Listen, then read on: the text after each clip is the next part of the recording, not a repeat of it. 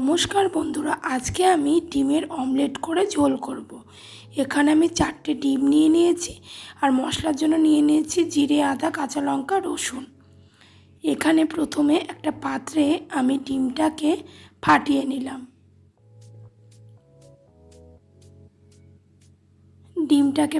নিলাম। এবার এর মধ্যে একে একে দিয়ে দেব পেঁয়াজ কুচি,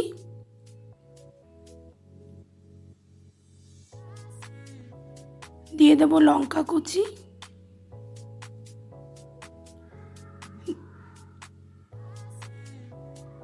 দিয়ে দেব সামান্য লবণ,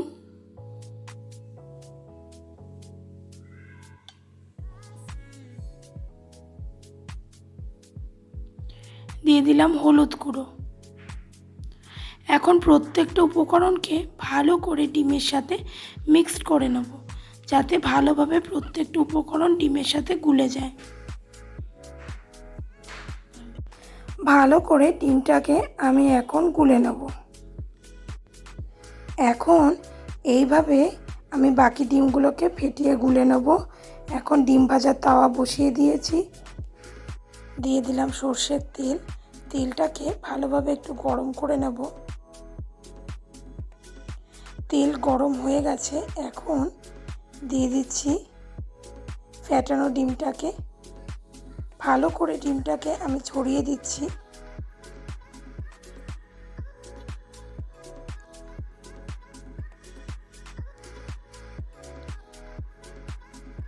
গ্যাসের ফ্লেমটা এখন রেখেছি মিডিয়ামে।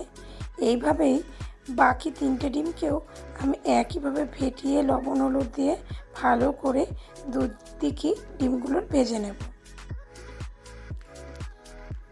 এক পিঠ ভাজা হয়ে গেছে, এখন অপর পিঠটাও আমি উল্টে দিচ্ছি ভালো করে ভাজবার জন্য। ডিমটাকে আমি ভাজ করে নিলাম।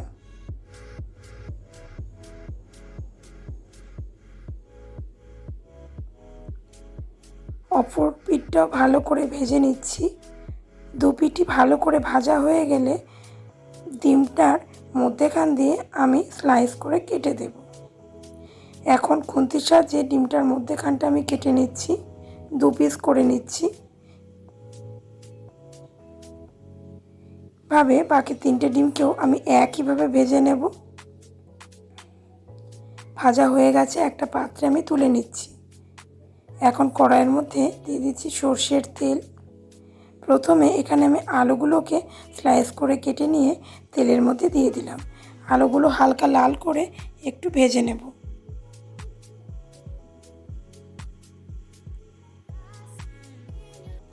আলুগুলো আমার লাল করে ভাজা হয়ে গেছে, এখন আলুগুলোকে একটা পাত্রে আমি তুলে নিচ্ছি। এখন ওই তেলের মধ্যে আমি দিয়ে দেব গোটা জিরে ফোড়ন,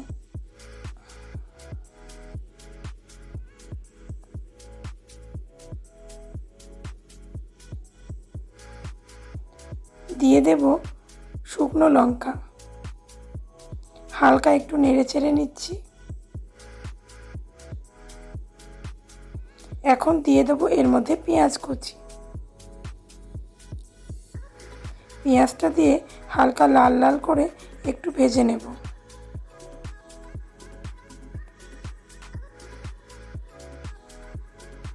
দিয়ে দেব এর মধ্যে হলুদ গুঁড়ো,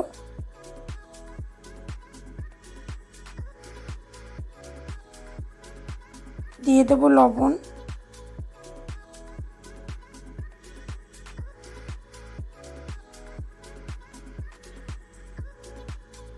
হলুদ লবণ দিয়ে পেঁয়াজটাকে লাল লাল করে একটু ভেজে নিচ্ছি। এখন এর মধ্যে দিয়ে দেব আদা, রসুন, জিরে, কাঁচা লঙ্কা বাটার পেস্ট। মশলাটা দিয়ে ভালো করে কষিয়ে নিচ্ছি।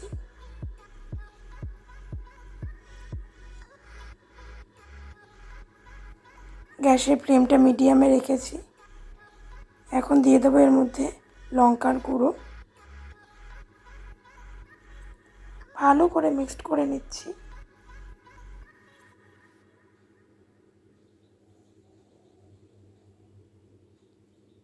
দিয়ে দেবো এর মধ্যে ধনে গুঁড়ো,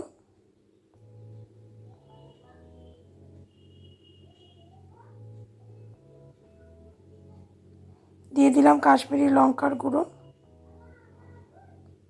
প্রত্যেকটা উপকরণ দিয়ে ভালো করে মিক্সড করছি।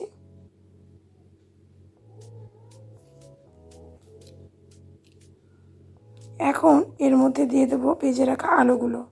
মশলাটার সাথে আলুগুলোকেও ভালো করে কষিয়ে নিচ্ছি।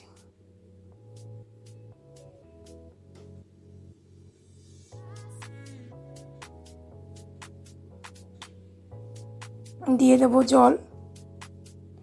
একটু জলটা বেশি পরিমাণে দেব যাতে আলুগুলো ভালোভাবে সেদ্ধ হয়।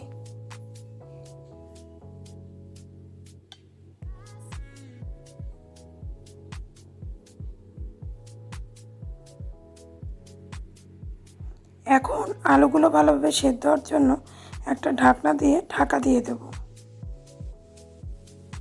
10 থেকে 15 মিনিট পরে ঢাকনা খুলে আমি ভেজে রাখা ডিমগুলোকে একে একে ঝোলের মধ্যে দিয়ে দিচ্ছি।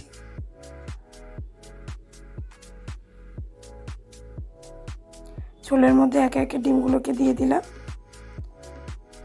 আলুগুলো আমার ভালোভাবে সেদ্ধ হয়ে গেছে। আর 10 থেকে 15 মিনিট ভালো করে ভাজা ডিমটা দিয়ে আলুগুলোকে সেদ্ধ করে নেব।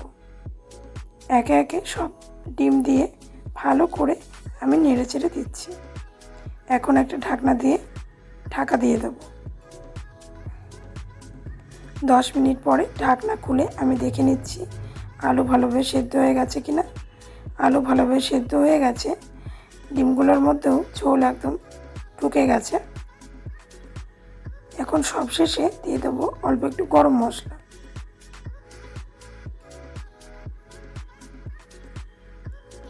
ভালোভাবে ফুটিয়ে নিচ্ছি। সবশেষে দেব গরম মশলা। অল্প একটু গরম মশলা দিলাম। ভালোভাবে নেড়ে চেড়ে দেব।